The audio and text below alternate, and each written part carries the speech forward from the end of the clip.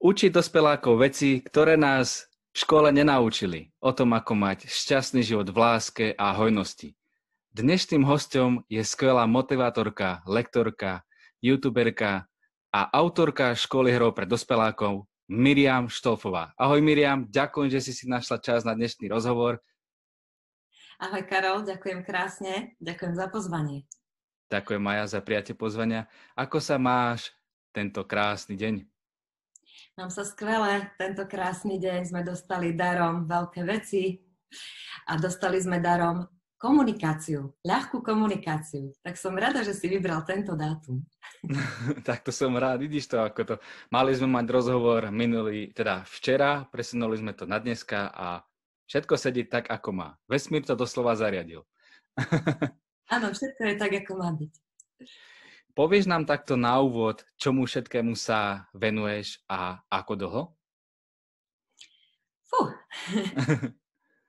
Ako si spomínal, založila som projekt Škola hrov pre dospelákov, kde učím tých dospelákov tie veci, ktoré nás v škole nenaučili. A tento projekt je takým zastrešením všetkých tých mojich činností alebo kadejakých záujmov, pretože ja keď som hľadala pred časom, keď som sa začala venovať takému motivovaniu v rámci online, tak som hľadala expertnú oblasť, sa tomu hovorí. A ja som prišla na to, že ja si neviem z tých mojich veľa záujmov vytiahnuť nejakú expertnú jednu vec. Pretože moja expertnosť je moja multifunkčnosť. Mm-hmm. Ale dlho som sa s tým trápila, že no dobre, tak sa budem venovať viacej tomuto, toto ma tak veľmi baví. A potom to vesmír zariadil tak, že tie projekty, ktoré som potlačila, alebo tie oblasti, ktoré som potlačila, a začala som sa venovať len, dajme tomu vzdelávaniu, tak sa začali hlásiť nejakým spôsobom. Konkrétne napríklad, mala som taký blog Babské rady, kde som písala také moje skúsenosti, ktoré som nabrala počas života, doslova babské rady. Ako si vieme pomôcť cez bylinky, cez rôzne iné veci, pretože ja som tak od malička žila. Mm-hmm. A ja som si myslela, že to má tak každý. A potom som prišla na to, že nie.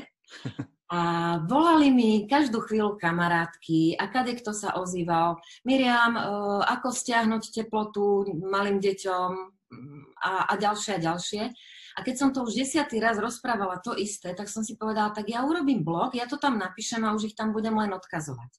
To bolo zhruba pred 10 rokmi, kedy som objavila, že aké možnosti ponúka tento online svet. Mm-hmm. Takže som si zriadila tento blog. A nakrmila som to tam všetkým možným, čo sa ľudia pýtali. A nejak som sa o to nestarala, ale nechala som to k dispozícii, že teda nech to slúži. A tak som si povedala, že tie babské rady, že však ono je to tam na tom online, tak si to tam ľudia vedia nájsť. A už sa tomu nebudem venovať, už to nebudem krmiť. No a keď som sa rozhodla, že teda budem sa venovať viacej tej motivačnej činnosti, učiť ľudí, ako byť šťastný, ako prežívať v šťastí a v pohode, aj tie životné búrky napríklad, ako žiť ten šťastný život, tak sa mi napríklad konkrétne ozvala redaktorka z Slovenského rozhlasu a požiadala ma, že či by sme nemohli robiť cyklickú reláciu práve o tých babských radách. A robili sme to celý rok. Takže v roku 2016, myslím, to bolo, každý boží deň ste ma mohli počuť minútku, dve v rámci dopoludnejšieho vysielania na Slovenskom rozhlase, ten taký základný. A volalo sa to, že Zručne, stručne. Dobrý názov. Radio Slovensko to bolo.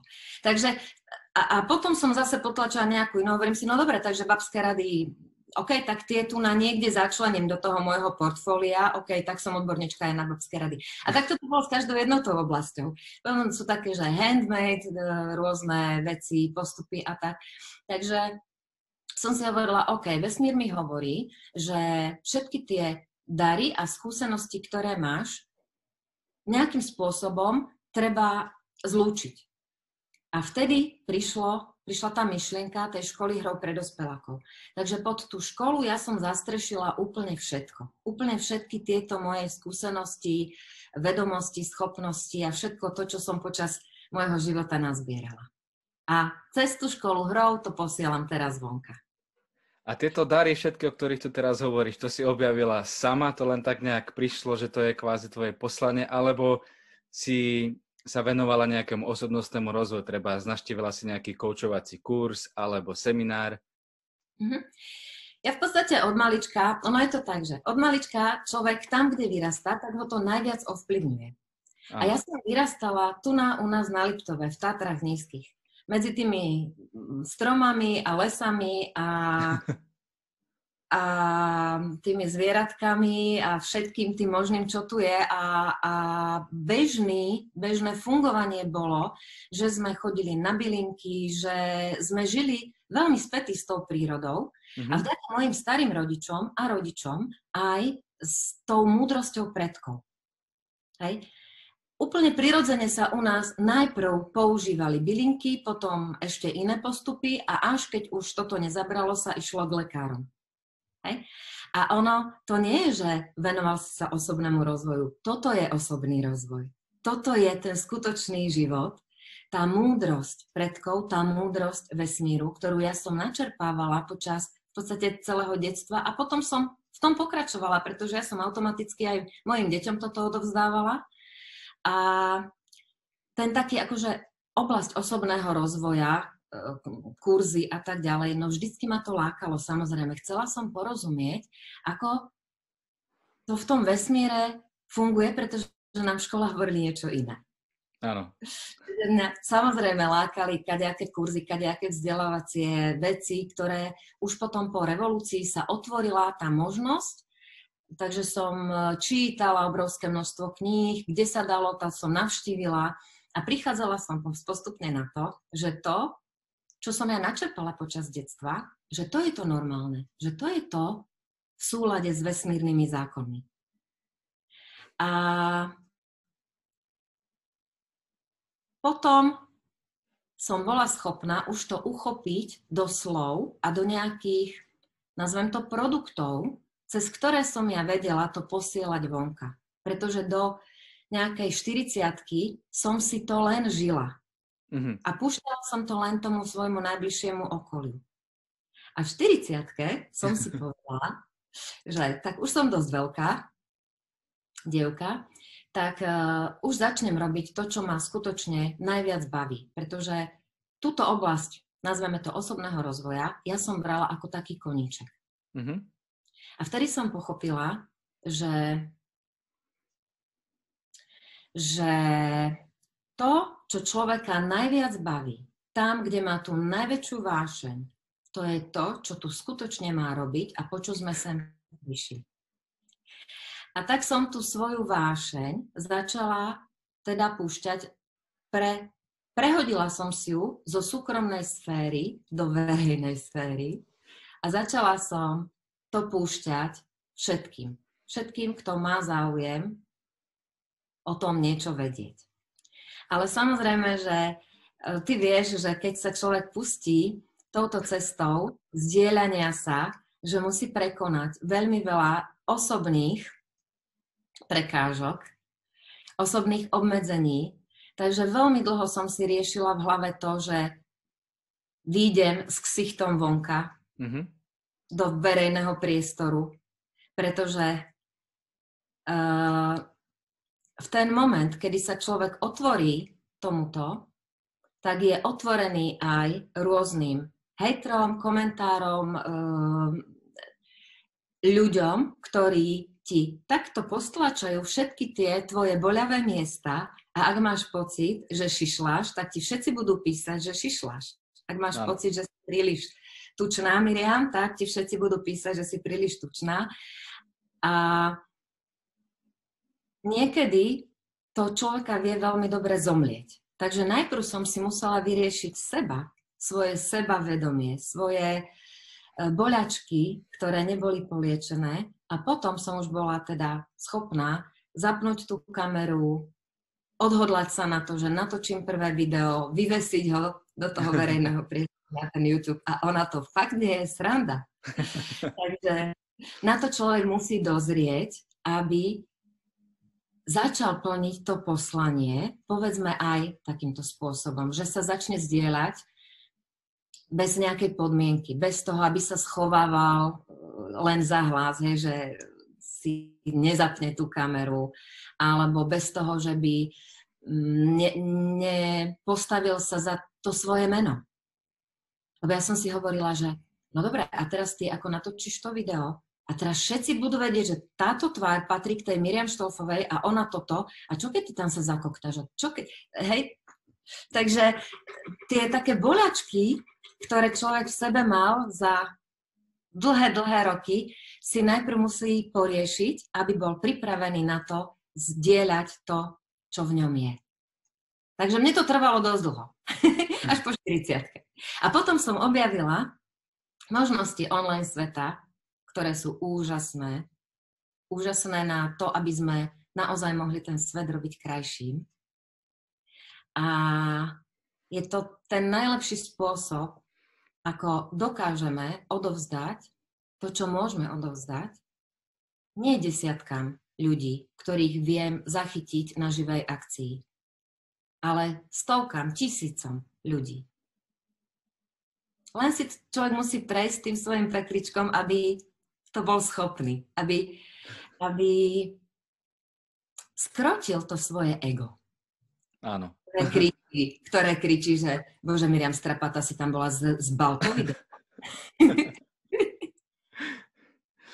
A ja keď teraz pozerám na tie prvé videá, ktoré som dávala, dajme tomu na YouTube, tak to, ja sa musím tak smiať, to je úplne iná Miriam. Ale nedávam ich tam schválne, aby ľudia videli, tí, ktorí majú už tie gule, pustiť to, čo v sebe majú, aby to mohli zdieľať takýmto spôsobom. Aby videli, že každý raz začínal a nikto nebol dokonalý na začiatku. A keď si pozriem, dajme tomu toto video za 5 rokov, tak sa tiež budeme smiať, že bože, aký zbor.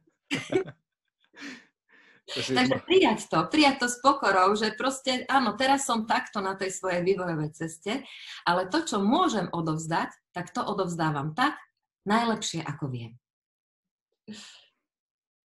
To sa mi páči, ako si povedala, a to som si aj ja teraz práve uvedomil, že človek ako náhle v niečom objaví svoje hobby, alebo už vášeň, že v podstate si môže uvedomiť, že to je kvázi to jeho poslanie, pre ktoré bol zrodený na tento svet. Ja tiež, ako sme sa rozprávali pred rozhovorom, o tom si sa ma pýtala, že ako som sa k tomuto moderovaniu dostal. A teraz, keď si hovoril o tej váše, tak som mal normálne husiu kožu, som cítil pod sakom. Tak to bol taký aha moment, že neprestávaj, natáčaj tie rozhovory, proste uvidí sa, ako to ľudia budú komentovať, ako sa im to bude páčiť a tvor. Baví ťa to, máš dokonca aj husiu kožu pri tom a tvor to. A tiež, ako si ty spravil ten domček školy hrou pre dospelákov, kde si to všetko zastrešil, tak ja mám trebárs tieto Karolondové a tiež to je kvázi taká moja striežka a postupne sa tvoria také veci, čo ma v živote nenapadlo. Mm-hmm. To je skvelé. Pokiaľ si mal zimomriavky, tak ja hovorím, v tej mojej škole ja tak vysvetľujem tie všetky veci, takže pohračkársky, hej. Ja si hovorím, že už vzhľadom môjmu veku si to môžem dovoliť. Takže pohračkársky, keď máš zimomriavky, tak to ti anieli klepú tuto na plece, aniel strážne ti hovorí, áno, on ťa tak ťapka, že áno, Karol, dobre, a to sú tie zimomriavky. Teraz ma ťapkal tiež na jednom aj na druhom. Takže som to perfektne cítil.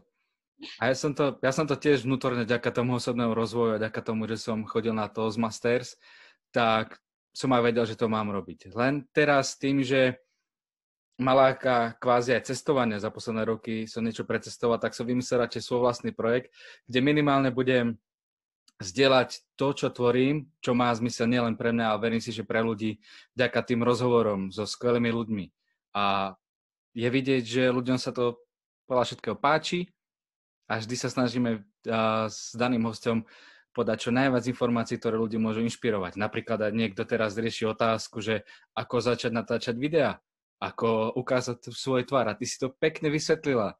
Začnite od seba, neriešte, čo si ľudia budú o vás myslieť a o 5 rokov sa pozrieš na seba a zistíš, že wow, za mnou je skvelý progres.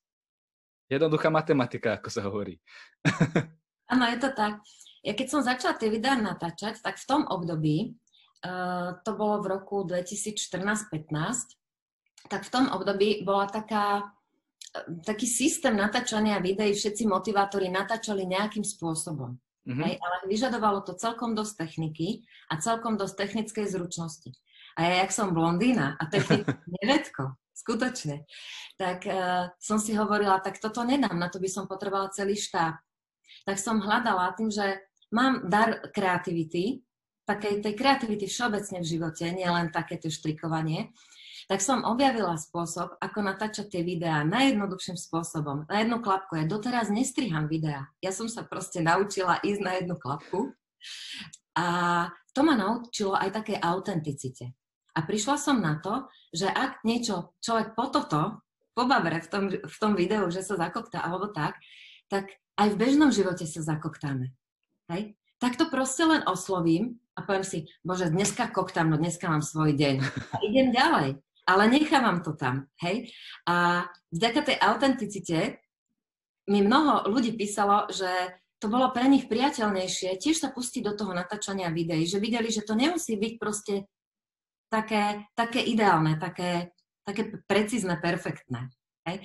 A ja som sa potom na chvíľku stala aj expertkou na natáčanie videí, alebo teda ako na video. Ja som dokonca urobila aj stránku akonavideo.sk a také tie prvotné, základné informácie, ako na čo natáčať, či potrebujem mikrofóny, ako si to natočiť. Úplne základné pre tých, ktorí úplne na začiatku chcú to vyskúšať, tak tam to nájdete akonavideo.sk.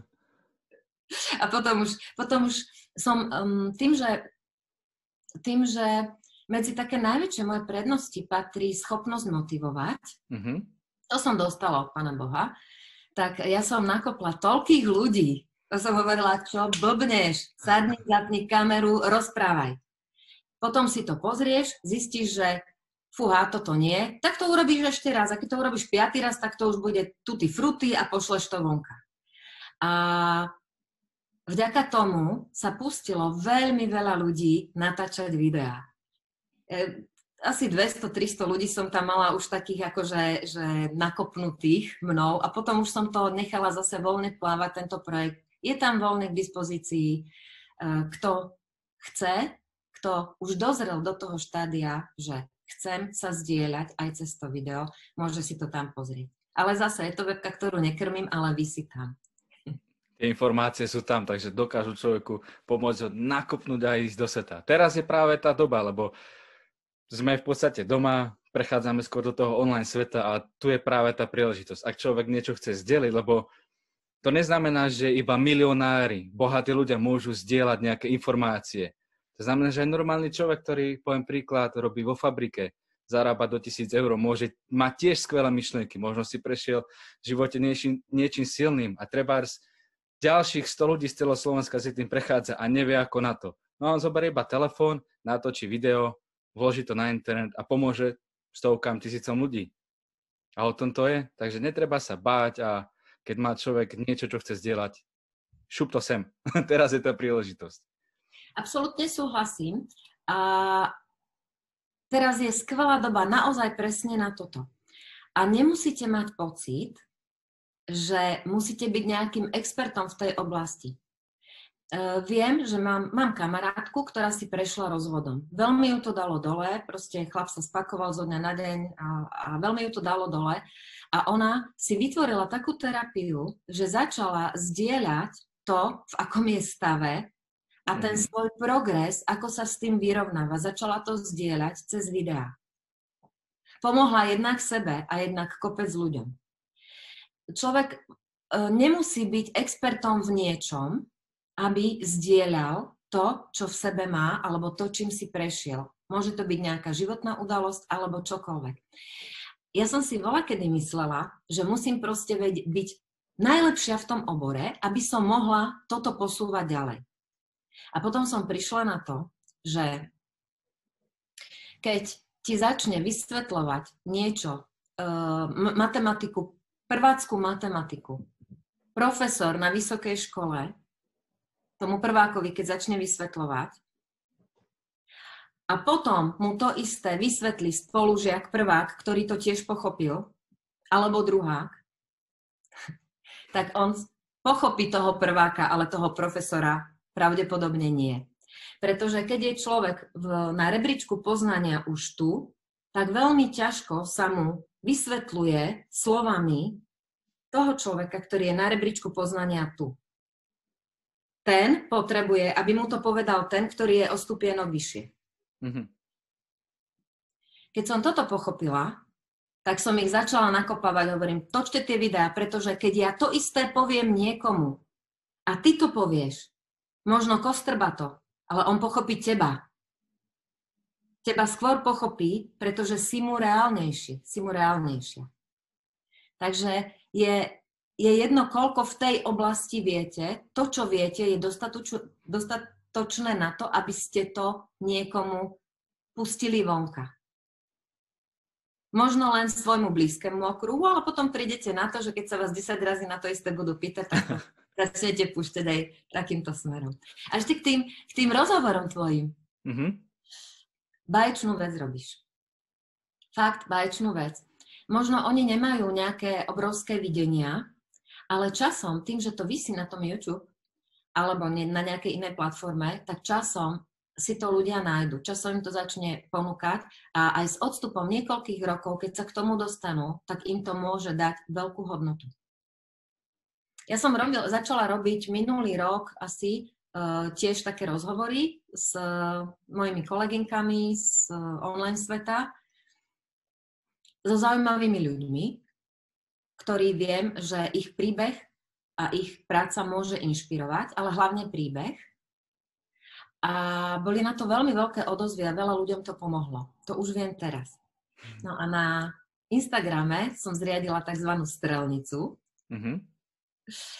To je taký formát, že v tej škole hrou pre dospelákov, ktorú sme spomínali, tá funguje v rámci aj takej platenej verzie členskej sekcii a tam máme každý deň nový obsah. A každý deň je tam ako keď sme mali v škole rozvrh, hej, 7 odtienok rozvrhu, tak tam máme, ale vždycky je rovnaký rozvrh. Vždy je rovnaký. A je tam karta dňa, je tam nejaké video inšpiratívne a jeden z tých šupličkov, jeden z tých okienok je kaučovacia otázka. A tá je každý deň iná. Mm-hmm. A za 2,5 roka fungovania školy sa nám nazbieralo vyše 1000 kaučovacích otázok a ja som ich vytlačila a povedala som si, že to je tak zaujímavé, niekedy sú to také otázky, že nikdy by si sa nad tým nezamyslel. A škoda je to len tak ako nechať prejsť, že dneska to bolo aktuálne, zajtra už nie, takže ja ich vráciam naspäť do života, tie kaučovacie otázky, cez tú strelnicu. Oslovím zaujímavého človeka, poprosím ho, alebo požiadam ho, aby bol hosťom na strelnici, tak ako si požiadal tým ja. Mm-hmm. A ja mu hodinu kladiem kaučovacie otázky. Náhodne kladiem kaučovacie otázky a ten host odpovedá nahlas a diváci odpovedajú písomne, ktorí sa chcú zapojiť. Ktorí sa nechcú zapojiť, tak si povedia len sami pre seba. Ale je to super, pretože oni si vytiahnu z toho podvedomia do vedomia nejaké veci a veľakrát príde, že cvak, aha, moment. Odpoveď na niečo, čím sa ten človek už dávno trápil, alebo čo práve rieši. A vesmír je dokonalý a vždy ťahám dokonalé otázky presne pre tých ľudí, ktorí pozerajú a presne pre toho hostia. A je to úplne až magické. Keď tam mám cestovateľa, tak sú cestovateľské otázky. A ja fakt ťahám takto, akože úplne nahor. Keď tam mám človeka, ja neviem, z osobného rozvoja, tak, alebo kaučku som tam mala, tak proste ťahla som také otázky presne jej na mieru. A takže tie rozhovory sú fakt bájo. Robíš výbornú vec a pozerať rozhovory je skvelé. A ešte jednu pridanú hodnotu majú rozhovory, že sa rozširuje okruh vedomia, aby som to povedala, okruh informačný okruh každému človeku, pretože napríklad na tom Instagrame ľudia, ktorí sledujú mňa, nesledujú toho môjho hostia. Teraz som mala napríklad Mišku Šipekovú, ktorá je ktorá je... Ona žije s cystickou fibrózou. Oh. To je veľmi nepríjemná diagnóza a keď mala 3 roky, tak jej mamine povedali, že sa nedožije dospelosti. A oni prekabatili tú cystickú fibrózu a celé to všetko, prepisovali sa lekárske skripta, pretože Miška má dneska 30 rokov, Wow. žije v súlade, skamarátila sa s ňou. Áno, denne ju to stojí 2-3 hoďky určitých rehabilitačných procesov, ale žije plnohodnotný život. Fúka do saxíka, je najlepšia saxofonistka na Slovensku, betónovo, Saxána si hovorí. A o takomto človeku by sa ten môj okruh možno nedozvedel. Hej. Čiže tie rozhovory sú super a vôbec o tej chorobe, dajme tomu, by sa nedozvedeli. Takže tí ľudia, ktorí sledujú pravidelne Strelnicu, sa dozvedeli, že niečo takéto existuje. A dokážu potom pochopiť možno nejakých ľudí, ktorí majú nejakú takú vleklú diagnózu, s ktorou sa naučili žiť, hej, cez ten Miškin príbeh. Pretože ona veľmi otvorene rozprávala, ako žije, čo ju to stojí a tak, ale takisto proste dokázala nájsť spôsob, ako byť šťastná, aj s tými nepriaznivými okolnostiami, ktoré dostala do vienka. Tak to je úplne fakt nádhera. Ja som ťa počúval všetkým možným na svojom tele, dokonca som mal opäť husiku, že je to krásny, inšpiratívny príbeh. Takže týmto Mišku pozdravujem a pozriem si ju potom aj na Instagram. Ma to zaujíma, že ako to všetko zvláda. 2-3 hodinky denne sa tomu venovať a žiť sa s tou chorobou, to myslím si, že nízke percento ľudí na svete dokáže niečo takéto prijať.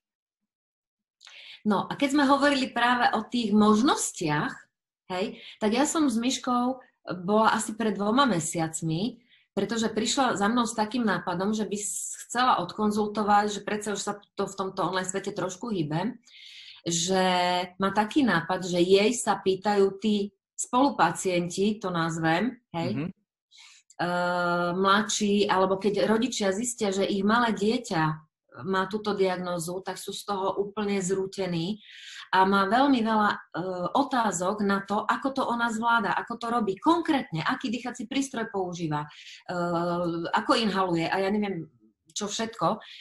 Takže ona vlastne tieto svoje skúsenosti dlhoročné posúvala cez Facebook, cez kadečo a prišla s takým nápadom, že by si urobila taký projekt.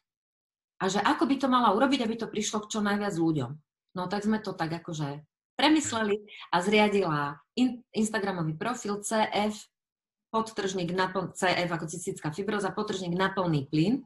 A tam zdieľa každý deň, ako ona skutočne žije na plný plyn a mňa, zdravú ženu, inšpiruje k tomu, aby som bežala. Teraz má také, že bežiak, vieš. Alebo aby som proste naozaj neupadala, lebo stane sa, hej, teraz sú kadejaké energie, príde kadečo, človeka zlomí a treba si povedať, že OK, dneska je na prd a zajtra zase bude lepšie. Ale fakt je, že keď ja si pozriem tú Miškinu storku, tak získam chuť do života. Hej. Človek, ktorý už tu podľa predpokladov vôbec nemal byť, tu inšpiruje stovky ľudí a dúfam, že to budú 10 000 k tomu, aby žili skutočne plnohodnotný život. Nech sa deje okolo čokoľvek. A tak by to veru malo byť. Čím viacej ľudí to bude zdieľať, tým to bude krajšie a ľudia sa budú mať lepšie a naučia sa žiť aj so svojimi celoživotnými výzvami. Teraz ma napadá taká otázka, skúsim to nejak nadpojiť. Čo napríklad vo všeobecnosti dospeláci, aké problémy vo svojom dospelom veku riešia, ak nám vieš zdeliť? Také najčastejšie. No. Najprv sa dohodníme, že slovo problém škrtneme zo slovníka, pretože presne toto riešia. Keď si povedia, ja mám problém, tak to je problém. Pretože slovo má veľmi veľkú moc. A my sme Slovania, ľudia, ktorí dostali do vienka vedieť vládnuť slovom.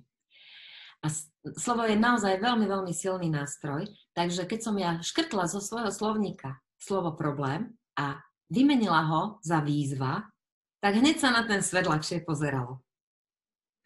Takže aké výzvy, preštrikujem to, že aké výzvy riešime. Hej? Sebavedomie, sebaláska.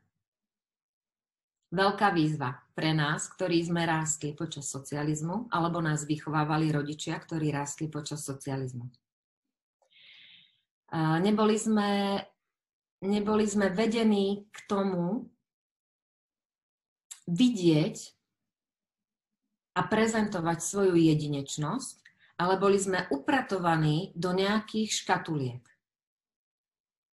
To je to, čo sme si zase vybrali, že sme sa narodili tu na Slovensku alebo v Čechách, do tohto sveta, do tejto časovej jednotky, tak sme si to vybrali aj preto, aby sme si toto v sebe poriešili. Takže od toho sa odvíja všetko. To je základná výzva, ktorú máme. Od toho sa odvíjajú vzťahy. To sú ďalšie výzvy, ktoré riešime. Vzťahy, pretože ak ja sa cítim ponížená okolnostiami, tak a nie milovaná, nie dosť dobrá, taká, aká som, tak potom v tom vzťahu od toho partnera, nech je to už akýkoľvek partner, vyžadujem doplniť svoj kotlík lásky. Hej? Že tu na vnútri máme taký kotlík. Kotlík lásky. A keď máme dostatočne dobré, silné, zdravé seba vedomie, to nie je horenosť, to je vedomie seba, tak vieme si ho doplniť z vlastných zdrojov, ten kotlík lásky. Ale keď ho nemáme, tak pýtame, daj. A nájdeme si partnera a povieme si, on mi bude dávať lásku. Ale čo ti bude dávať, keď on má tiež len polovičný ten kotlík? Vyleje tú svoju polovičku a potom začne kričať, no počkaj, ale aj ty mne daj. Čo mu dáš, keď nemáš? Takže naozaj od tej seba lásky a toho seba vedomia, od toho ja sa to celé odvíja. Aj tie vzťahy. Dokázať byť vo vzťahu rovnocenným partnerom, ani sa vyvyšovať, ani sa ponižovať, to sú veľké výzvy. Pretože sme rástli, základný náš vzťah bol rodičia a my. A my sme voči tým rodičom boli vždycky takí tí akože menší, nižší, hlúpejší. Hej? A tí rodičia nás nevychovávali, teda prevažnú väčšinu, nevychovávali v tom, že dieťa je partner. Dieťa, tak teraz budeš, takto je to správne. Ako ti ja hovorím, ty si blbý, ty sa to takto musíš naučiť. Takto sme boli vychovávaní a oni to nerobili preto, že by nás chceli ponižovať, lebo boli vychovávaní rovnako. Hej? Takže teraz sa učíme byť v partnerstvách v rovnováhe, v harmónii. A to súvisí práve s tou schopnosťou mať dostatok lásky a dávať dostatok lásky. Hej? Lebo klasická situácia. No tak ty si mi toto urobil, tak ja ti urobím to isté. Áno. Hej? Ale keď má človek dostatok lásky, tak si povie, aha, tak ty si mi toto urobil, ty máš asi nejaký problém. Nejakú výzvu riešiš a ty si mi to urobil preto, lebo sa zle cítiš, si smutný. Nemáš dobrý deň, tak ja ti nie priložím ešte nejakého toho kriku alebo smútku, ale ja ti dám lásku, aby sa ten tvoj smútok rozpustil, aby sa ten tvoj strach rozpustil, pretože za všetkým sú strachy. Je len láska alebo strach. To sú dve základné veci. Keď je dostatok lásky, tak ten strach vieme rozpustiť. Všetky problémy, výzvy vo vzťahoch súvisia so strachmi. Ak je niekto protivný, ak je niekto zlý, tak je len preto, že za tým je nejaký strach. Takže toto je taká druhá vec, ktorú hodne dospeláci riešia. No a potom tretia oblasť je hojnosť. Hojnosť hodne riešime. Zase to súvisí s tými našimi socialistickými koreňmi, s tou socialistickou minulosťou, našou alebo našich rodičov, kedy všetci mali mať rovnako a tí, ktorí boli bohatí, tak to boli hajzlici. A vyrastali sme na rozprávkach, kde chudobní boli tí cool a bohatí boli tí zlí. A máme to hlboko v sebe zakorenené. Takže na jednu stranu si hovoríme, ja chcem mať dostatok materiálnych vecí a všetkého ostatného. A na druhú stranu z podvedomia vyskočí taký škriatok a povie, lenže keď budeš bohatá, Miriam, tak ty budeš tá zlá bohatá, lebo tí bohatí to sú tí zlí. Je tam program. A ten program nedovolí prijať tú hojnosť, čo by sa ako pýtala.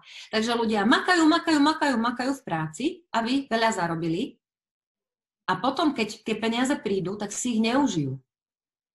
Rýchlo ich niekde pošlu preč. Alebo ani dokonca k nim neprídu. Proste im to, niečo sa stane nejakým spôsobom a neprídu. Oni majú okolo seba takú obranu na to, aby prichádzali, aby tá hojnosť prichádzala. A to sú práve tie programy, ktoré mám v podvedomí a vôbec o nich nevieme. Takže na vedomej úrovni chcem byť bohatá, na podvedomej úrovni nechcem. Hej? Takže hojnosť, to je taká tretia oblasť. No a teraz ešte pozorujem v posledných už rokoch, ako sa nám menia tie vibrácie, že, a tu sme sa už aj dneska bavili tu, poslanie. Mm-hmm. Že prišiel čas, kedy chápeme, a väčšina ľudí chápe, že je krátky život na to, aby sme plnili sny niekoho iného a chodili do práce preto, aby sme zarobili peniaze.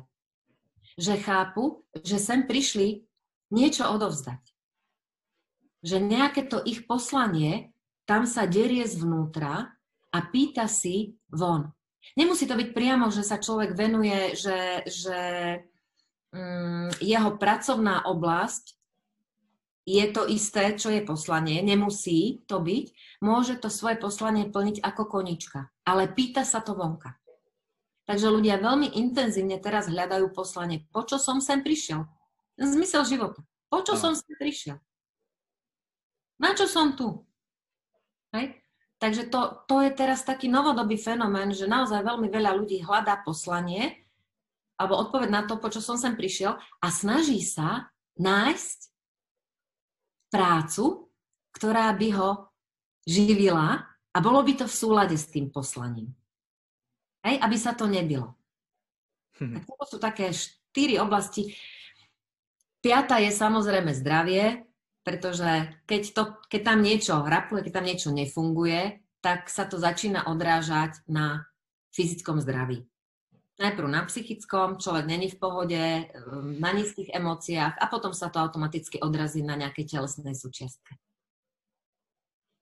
Tak toto riešia dospeláci hlavne. Super, tak ti ďakujem, že si s nami zdieľala týchto 5 oblastí, ktoré ľudia v súčasnosti riešia. A som rád, že si hovorila aj o tom poslaní, o tom, ako dokážeme slovo problémy zameniť za výzvy. Ja som schválne povedal to slovo problémy, aby som mal takú tušáka, že to dokážeš vysvetliť, takže som ti fakt za to vďačný. Teraz na to sa nadpojím, ako človek môže mať denne, každý deň dobrú náladu. Od rána hneď ako stane, až večer, kým pôjde spokojne spať. Prezradím ti tajomstvo. Nemôže mať. Žijeme v cykloch. Sme cyklické bytosti. Ak sa niekto prezentuje navonok, že je stále vysmiatý ako lečo od rána do večera a tvrdí, že to tak je, tak klame. Na 1,000,000%. Žijeme v cykloch, sinusoidách. Mesiac prichádza nov spln. Tie mesačné energie, tie vesmírne energie nás veľmi ovplyvňujú.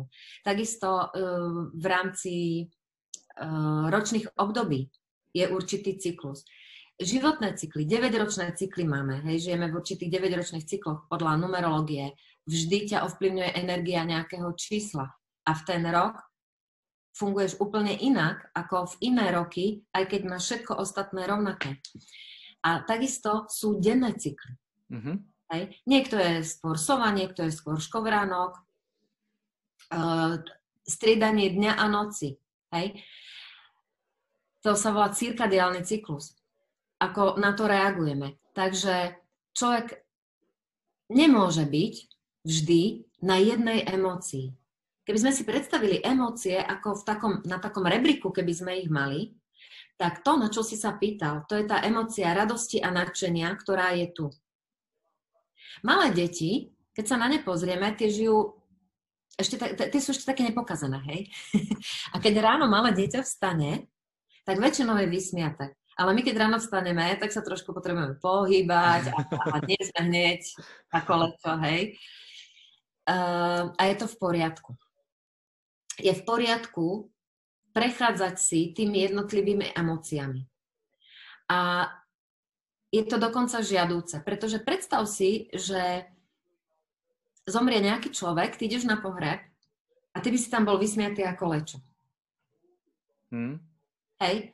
Sú situácie, kedy si vyžadujú určitú emóciu, aby sme si prežili, precítili aj ten smutok, aj tú bolesť, aj ten hnev, povedzme. Je to žiadúce pre rast našej duše, preto aby sme potom boli tam na tom rebríčku. Takže ak niekto je naozaj, že sa tvári, alebo teda, že vyzerá vysmiatý ako lečo, mne veľakrát píšu, že ja by som vždycky chcela byť taká ako ty, vysmiatý, ale ja nie som taká. Ja nie som taká vždycky. Ja mám svoje dni, kedy proste si aj poplačem a ono je dobre poplakať si, pretože slzy sú najlepší čistiaci prostriedok. A my sme si počas detstva nazbierali, mladosti, ranej dospelosti, nazbierali veľmi veľa bolestí, ktoré nám nebolo dovolené prežiť, precítiť. Hej? Nepláč, chlapi nefňukajú. Chlapci, hej, to majú často. Chlapi neplačú. A chlapi, keď boli malé deti, dostali inštrukciu chlapi neplačú, tak to nejak v sebe proste zabetonovali. Že keď si predstavíš po hračkársky, že tá neodplakaná bolesť sa tam uložila vnútri, v srdci, niekde v tele, ako taká čierna gulička energie. A vždy, keď sa vyskytne rovnaká situácia, tak sa ti chce plakať. A keď to raz odplačeš, tak ju rozpustíš. Hej? Čiže žiaduce sú všetky emócie, ale je fajn naučiť sa určité techniky, určité rutiny si zaviesť do života, aby sa človek neplácal na tom dne, keď sa tam dostane, nech sa tam proste, nech si to uvedomí, aha, teraz som chcela povedať v prdeli, no neviem slušné slovo, ospravedlňujem sa. Povedz skrátka, že teraz som v tej nízkej nejakej energii, trebáš toho strachu. Teraz som dole. Tak. Stačí tak, no. Teraz som bola slušná. Teraz som dole, fajn, ok, chápem, rozumiem. Tak sa tu rozhliadnem, užijem si to a urobím niečo konkrétne, aby som sa dostala o stupienok vyššie a vyššie a vyššie. A chvíle, kedy máme radosť, alebo to, čo nám spôsobuje radosť, vtedy nám život hovorí, že ideš správnym smerom, ideš v súlade s plánom svojej duše. Keď si predstavíš, ako keby si šiel po ceste, normálne si šoferuješ autičko a tam sú také dopravné značky. Hej? Smajliky. Smajlik. A zrazu zistíš, že pred tebou je ten uplakaný smajlik. A si povieš, aha, takže teraz som zliezol do kanála, super, ok, tak potrebujem to autičko vytiahnuť zase na tú cestu. Takže to, či kračujeme v rámci života správnym smerom, je, že máme často dobrú náladu a máme pocit šťastia. Môže to byť aj taký tichý pocit šťastia. Nemusí to byť hi-ha, hej? Nemusí to byť také, že od ucha k uchu. Lebo človek sa môže cítiť šťastný a nemusí to vyzerať ako, že tu na jucha. Hej? A ak má často tú zlú náladu, nevie sa vyťahnuť z toho dna, veci sa babrú, to znamená, že zišiel trošku z tej cesty svojej duše. Takže dobrá emócia je značka na ceste a hovorí, kráčaš správnym smerom. Keď sa plácaš v zlých emóciách, znamená to, že si len zišiel dole niekde na bočnú cestičku a treba si spomenúť, OK, tak teraz mi je na prd, kedy mi bolo dobre. Vrátim sa do toho zážitku, do tej situácie, kedy mi bolo dobré a poviem si, OK, a čo som vtedy robila? Ako to bolo okolo mňa? A dokážem sa vrátiť naspäť na tú cestu, ktorá je s plánom duše. Je to tak jednoduché. Ak fičím s plánom duše, bolo to počuť? Hej, nevadí. Mám tu také počítadlo. Ja. Fičím s plánom duše, tak mám prevažne dobrú náladu. A ak sa dostanem do zlých emócií, to ani nie sú zlé, nižších emócií, tak sa z nich viem vytiahnuť. Užijem si a vytiahnem sa veľmi rýchlo. Hej, idem na prechádzku, za 2 hoďky som na poriadku. Ak sa z toho neviem vyhrabať niekoľko dní, to znamená, že idem po kanáloch a musím nájsť spôsob, ako sa vrátim na cestu. A to je celé tajomstvo života. Áno, lebo napríklad niektorí ľudia sú aj dlhé roky v tých nízkych vibráciách. To je typický príklad napríklad depresie. Poznám niektorých takých ľudí, keď tým ľuďom chceš pomôcť, snažíš sa tak nepovedať, ale ja sa už snažím 7 rokov a neviem, ako sa z toho dostať. Lenže tam si treba aj uvedomiť, to napríklad, keď som začal riešiť tiež seba samého, ako si vral to sebavedomie, sebalásku, do väčšej hĺbky, tak som preprogramoval aj svoje vnímanie a dosť často som si uvedomoval, že ak budem treba zmysleť negatívne, tak teoreticky aj tí negatívni ľudia, negatívne polená mi budú chodiť pod nohy. A ak to zmením, to zmýšľanie na pozitívne, spravím preto maximum, budem tomu veriť, aj keď občas príde nejaká nízka prekážka, čo sa mi stáva, hej, že ráno stane šťastie, na obed príde nejaká správa, som vychylený hodinu, 2, ale potom sa vrátim zasa do svojho rytmu, tak si myslím, že je to úplne ako v pohode. Treba vždycky nájsť tú cestu a zvládať tie životné situácie, výzvy. Áno, ale pozor na to, ak je niekto v depresii, to už je diagnóza. Hej. Tam už dá sa dostať aj z depresí. Mám kamarátku v online svete playeveryday.cz asi, má webovú stránku a je to baba, ktorá sa dostala bez liekov z depresí, ale je to skôr výnimka a hovorí o tej svojej skúsenosti a pomohla už mnohým ľuďom. Hej, to je tá sila online. Áno. Ale pri tých depresiách by som bola veľmi opatrná, ak je to teda už diagnóza. To znamená, že človek na tom rebríku emócií sa drží tu dole na tej obeti a je to chronické. Nevie sa dostať hore a ak sa trošičku dostane, spadne dole. Áno. Hej. Vtedy je veľmi ťažké začne myslieť pozitívne, keď je všetko čierne okolo teba. Hej. Ale sú spôsoby, ja som tou cestou neprešla, neviem povedať, ale sú ľudia, ktorí to prešli. A vtedy, povedzme, pokiaľ tam naozaj tá diagnóza je, povedzme, môže si človek pomôcť čiastočne aj tou lekárskou vedou. Hej? Nejakého psychologa, kauča, alebo teda aj psychiatra. Len nezostať v tej obeti a nezostať na tých liekoch. Hej? Nezostať v tom, že tak ja som ten nešťastný, ktorý to už nemôže mať nikdy inak a oni sú tí šťastní, tí vyvolení. To je v podstate ego, ak to chápem správne. Lebo ego funguje väčšinou na nízkych vibráciách a ono si to v človeku užíva tie stavy, že som roli obeti.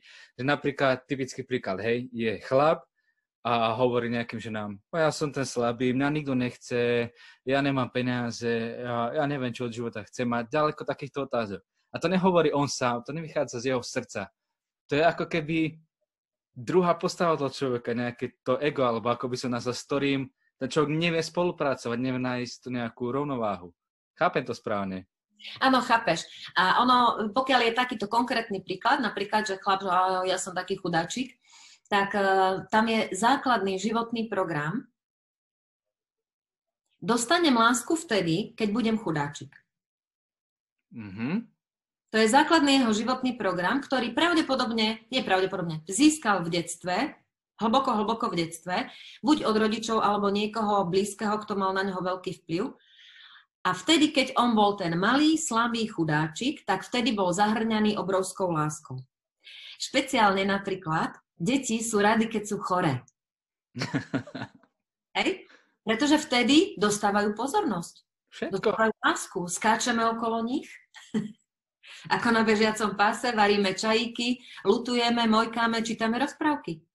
No jak je to dobre byť chorý, nie? To súvisí v podstate s prevzatím zodpovednosti za svoj život, keď si tak vezeme. Áno, tak. Vy muži to máte, aj ženy, ale muži to máte veľmi ťažké v tomto svete, našom civilizovanom západnom, kedy sa upustilo od rituálov, iniciačných rituálov, posúvania sa do ďalšej životnej etapy. Prírodné národy to majú skvelé, aj Slovania sme to mali skvelé zariadené, že chlapec vo veku 10, 12, 13 rokov prešiel iniciačným procesom do mladého muža, proste prešiel nejakou skúškou dospelosti. Áno. Hej, a bol schopný prevziať tú zodpovednosť, bol schopný sa preštrikovať z toho chlapca do toho muža. Ale dnes nič tak... Za sociku bola vojna, bol to... No, nebolo to buhvico, ale bol to iniciačný proces. Hej? A dneska to mladí muži nemajú. A máte to fakt ťažké nájsť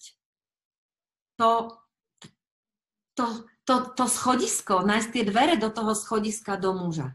Hej? Pretože v tom dieťati, v tom, kedy ťa tá maminka pohľadka, pomojka, neviem čo, ocko za teba urobí, v tom je to fajn, v tom to poznáš. Ale ty potrebuješ sa preštrikovať do toho muža. A máte to ťažké. Ženy to majú o trošku ľahšie, pretože tie ženy, ktoré porodia, tehotenstvo a pôrod je jednoznačne presne ten iniciačný proces z dievčaťa do ženy, do matky. Hej. Takže v tomto to majú ľahšie, aj keď, viete, keď začnú ženy rozprávať o pôrodoch, tak pretože to sú hlboké zážitky a hlboké prežitky práve, pretože to nebol len pôrod. To nebola len tá bolesť a to čo sa okolo dialo. A cez tú bolesť ten nádherný, to zrodenie nového života. Ale tam sa súbežne dial aj ten iniciačný proces, to prerobenie, ten predsvak do úplne iného životného obdobia. Hej? A tí muži proste to nemáte. Ale robia sa teraz mužské kruhy, už začali chlapci aj cez online, dokážete ich nájsť, aj kadekde. Mužské kruhy sa robia sa iniciačné procesy. A sú kruhy, sú rodiny, kde to tak majú. Hej? Je pár, ale množstvo vedomých rodín, kde to tak majú, kde proste majú nejakú tú skúšku dospelosti, kde si to tak ešte rodovo vedú. Tak by som si veľmi prijala, keby sa zase zaviedlo niečo takéto, aby ste to mali ľahšie. Aj tie dievčatá, aj tí chlapci, aby ste to mali ľahšie, to prerobenie sa, prekročenie toho prahu dospelosti. Vtedy prevezme zodpovednosť a stane sa, z tej obete vyskočí veľmi rýchlo hore. Ja už som ten muž, ja už proste musím byť muž. Hej? Alebo ja som tá žena, ja už sa musím postarať o to dieťa. Preberám zodpovednosť, pretože ono bezo mňa neprežije. Áno, správne. Zodpovednosť, to je tá základná vec. A pri tej príležitosti ma ešte napadla jedna vec, možno nepoznáš. Existuje taká metóda Ho'oponopono. Hovorí ti to dačo? Počul som to slovo Ho'oponopono, no to sa mi zdá, že aj Suvereno spieva v jednej pesničke, ak si dobre pamätám, a zároveň sa to videla aj na tvojej web stránke. Mňa obrovským spôsobom oslovila táto metóda. Je to stará, 1000-ročná havajská čistiaca technika. Niečo podobné sme mali aj my v slovenskej kultúre, ale táto havajská sa zachovala a je to absolútne prevzanie, 100% prevzanie zodpovednosti za seba. Za svoj život. A keď to človek urobí, tak sa mu veľmi ľahko žije a dokáže vyčistiť práve aj tie programy, ktoré tam v tom podvedomí vyskakujú. A dá sa praktizovať cez veľmi jednoduché 4 krátke vetičky. Milujem ťa, ospravedlňujem sa ti, prosím, odpusť mi, ďakujem ti. Tieto 4 vetičky dookola opakovať do zblbnutia a vyčistíš si tam tie vírusy v hlave. Bolo by to ešte na ďalšie 2 hodiny vysvetľovania, lebo to hlava neberie, že takto to môže fungovať, ale fakt to funguje. Ja som dokonca nahrala aj také nahrávky, aby to bolo pre ľudí ľahšie. Pustíš si do uší a ono to maká, ono to čistí. Čistí tam tie vírusy. A to nehovoríš niekomu, to hovoríš sebe. Milujem ťa. Koľko razy si povieš, že milujem ťa, ty divák, ktorý nás pozeráš? Hej, ja som si to nehovorila. Dneska už áno, ale nevedela som to ani predstaviť, prečo by som sa mala milovať. Hej, to je tá sebaláska. Ospravedlňujem sa ti za všetko to, čo som ti napáchala, za všetko to, čo som si o tebe myslela. Ako som sa ponížila, koľko razy som si povedala krava. Hej, alebo ja neviem ešte horšie. To boli automatizmy, zvyky. Ospravedlňujem sa, už to nerobím. Prosím, odpusť mi. A ďakujem ti. A keď si toto v sebe človek vyčistí, tak si dodá aj do toho kotlíka lásky. To je univerzálna metóda na všetky tie naše výzvy. Ho'oponopono. Odporúčam. Super, tak to zazdieľam divákom, ktorí budú sledovať tieto videá a počúvať aj rozhovory ako podcast. A je to skvelé. Sám niekedy si poviem, že slúši ti to, treba keď sa pozrieť do zrkadla, alebo teraz keď sa vidím v kamere, tak si poviem, ako super, dobre vyzeráš, pohodička. Už ťažšie je povedať to, že si do zrkadla povieš to slovo, že milujem sa. Milujem seba samého také, aký som. A začnem určite praktikovať toto ho'oponopono. Či ako sa to pekne Poviem ti, ho'oponopono. Ho'oponopono. Takto si aj preštudujem na tvojej stránke a určite to budem využívať. Keď to tak zhrnieme, aký je ten recept na ten šťastný život v hojnosti a v láske? Bavili sme sa tu o rôznych veciach. Vieš to teraz tak zhrnúť ku koncu dnešného rozhovoru? Vieš, šťastný život, alebo ten recept na šťastný život je veľmi jednoduchý. Tak ako všetky geniálne veci sú jednoduché a vyzerajú, že to ani tak nemôže byť. Aj Einstein povedal, že geniálne veci sú jednoduché a lebo je to tak. Recept na šťastný život. Robiť všetko najjednoduchším spôsobom, akým sa dá, tak je to najlepšie. A nájsť seba, kto som ja a začať sa milovať. Keď viem, kto som a keď milujem seba, milujem všetky bytosti. Nesúperím s nikým, nezápasím s nikým. Hojnosť ku mne prichádza, zdravá som. To je ten kľúč. Vedieť, kto som, poznať sa čo najlepšie a milovať sa. Potom všetko funguje. Je to tak jednoduché, že? Jednoducho to znie, ťažšie sa to možno u niektorých ľudí aplikuje. Chce to samozrejme čas, ale ten výsledok potom je voilà. Pokiaľ by ste chceli takú pomocnú ruku na tejto ceste, tak presne toto robíme v tej škole hrou pre dospelákov. Hej? V tej platenej členskej sekcii. Je to urobené tak, že je to priateľné cenovo pre každého. Človek tam môže byť mesiac, môže tam byť dlhšie, koľko potrebuje, tak trošku potiahnuť, pretože tam si práve v tom priateľskom vesmíre, tam je to práve ten pozitívny svet. Hej? A keď si na chvíľku, keď aj si dole a keď si aj v negatívnom, že negatívne je to okolo teba všetko, a ťažko sa v tom udržať, byť pozitívny, že to sa veľa ľuďom stáva. Že skočia na cestu osobného rozvoja, chcú byť pozitívni a všetci okolo sú negatívni a ťahá ich to dole. Tak tam je komunita, sú tam impulzy, sú tam inšpirácie, každý deň niečo sa tam naučí, zabaví sa tam človek, ja tam vpašujem aj nejakú múdrosť a je tam komunita, ktorá si navzájom veľmi pomáha. Hej. Čiže ak má človek pocit, že celý svet mi nerozumie, tak tá školička je tam na to, aby si sa začlenil do komunity, ktorá ti bude rozumieť. Áno. Ktorá ťa podporí. A môžeš tam byť, nemusíš tam byť. Hej? Ale je to taká pomoc.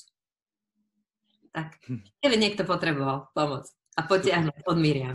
Super, ďakujeme za takúto veľmi skvelú informáciu. Máš aj nejaké denné rituály?